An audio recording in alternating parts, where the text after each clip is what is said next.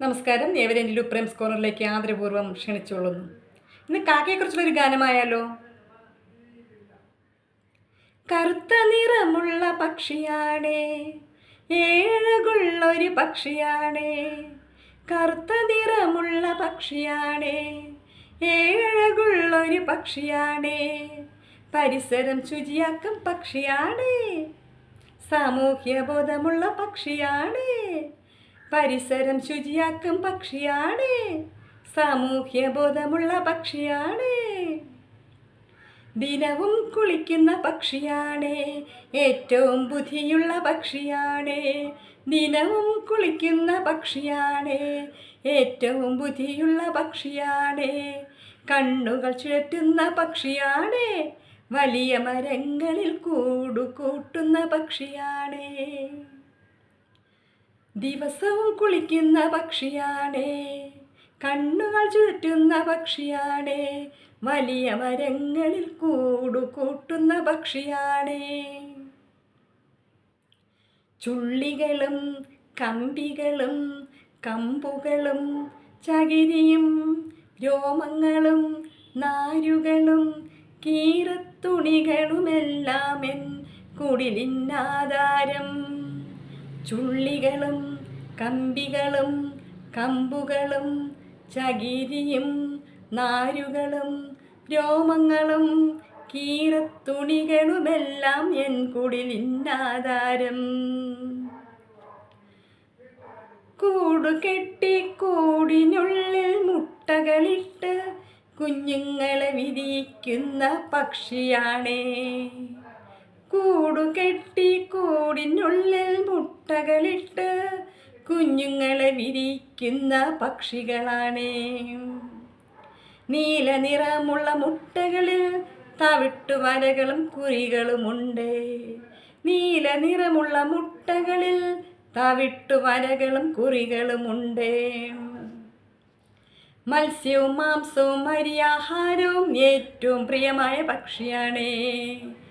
മത്സ്യവും മാംസവും അരിയാഹാരവും ഏറ്റവും പ്രിയമായ പക്ഷിയാണ്. കാ കാ കാ എന്ന് വിളിച്ച് ഭക്ഷണം കൊക്കിൽ കൊത്തിയെടുത്ത്, കാ കാ കാ എന്ന് വിളിച്ച് ഭക്ഷണം കൊക്കിൽ കൊത്തിയെടുത്ത് സുരക്ഷിതമായി പറന്നിരുന്ന് കാലുകൾ കൊണ്ട് പിടിച്ചു വച്ച് ചുണ്ടുകൾ കൊണ്ട് കൊത്തി തിന്നുന്ന പക്ഷിയാണേ.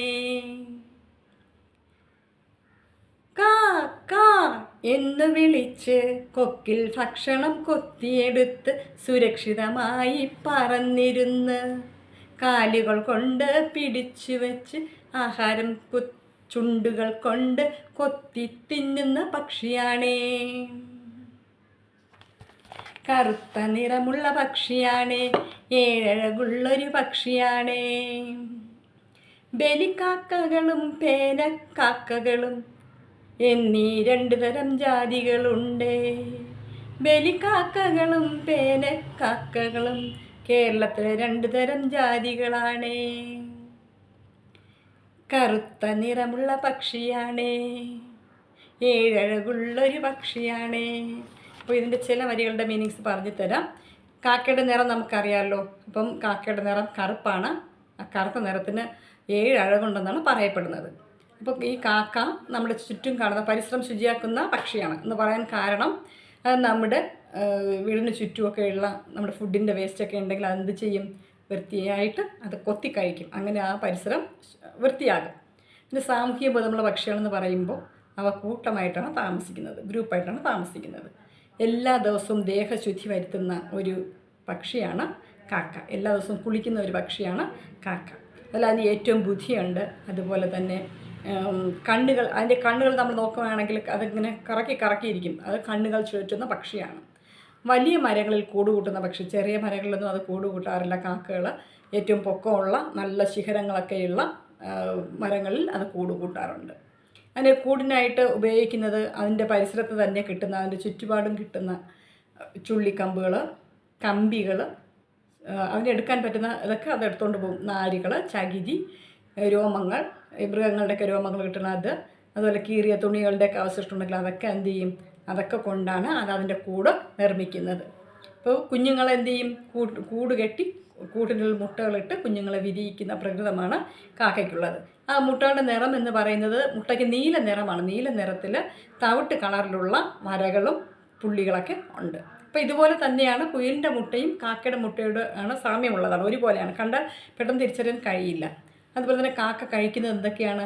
അത് മത്സ്യം കഴിക്കും, മാംസം കഴിക്കും, അതുപോലെ മീൻ കഴിക്കും, അതുപോലെ തന്നെ ഇറച്ചിയൊക്കെ കഴിക്കും, അതുപോലെ സസ്യത്തിൻ്റെ ആഹാരം ചോറൊക്കെ നമ്മൾ വെച്ച് കൊടുക്കുന്നത് അത് കഴിക്കാറുണ്ട്. അപ്പോൾ അരി ആഹാരവും എല്ലാം ഇതിന് ഏറ്റവും ഇഷ്ടമുള്ള ഒരു പക്ഷിയാണ് കാക്ക. അതെങ്ങനെയാണ് വിളിക്കുന്നത്? കാ കാന്നേ അത് വിളിക്കത്തുള്ളൂ അല്ലേ. എന്ന് വിളിച്ച് എന്ത് ചെയ്യും? ഈ നമ്മുടെ കൊക്കെന്ന് പറഞ്ഞാൽ ചുണ്ട്. അപ്പോൾ ചുണ്ടിൽ ഭക്ഷണം കൊത്തിയെടുത്ത് അപ്പോൾ കഴിക്കാറില്ല. മിക്കവാറും അത് സുരക്ഷിതമായ സ്ഥലം അന്വേഷിച്ച് അവിടെ ചെന്ന് ഇരുന്ന് സമാധാനത്തോടുകൂടെ കാലുകൾ കൊണ്ടാണ് അത് ഫുഡ് പിടിച്ചു വയ്ക്കുന്നത് അല്ലേ. എന്നിട്ട് എന്ത് ചെയ്യും? ചുണ്ടുകൾ കൊണ്ട് കൊത്തി കഴിക്കും. പിന്നെന്താ പറയണേ? നമ്മുടെ കേരളത്തിൽ 2 തരം കാക്കകളുണ്ട്. അതാണ് ബലിക്കാക്കകളെന്നും പറയപ്പെടും. ബലിക്കാക്കകളും പേനക്കാക്കകളും എന്നീ 2 തരം കാക്കകളാണ് നമ്മുടെ കേരളത്തിൽ ഉള്ളത്. അപ്പോൾ കാക്കയെ ഇനി കാണുമ്പോൾ നിരീക്ഷിക്കുക. ഓക്കെ, അടുത്ത വീഡിയോയിൽ കാണുന്നവരെ ബൈ.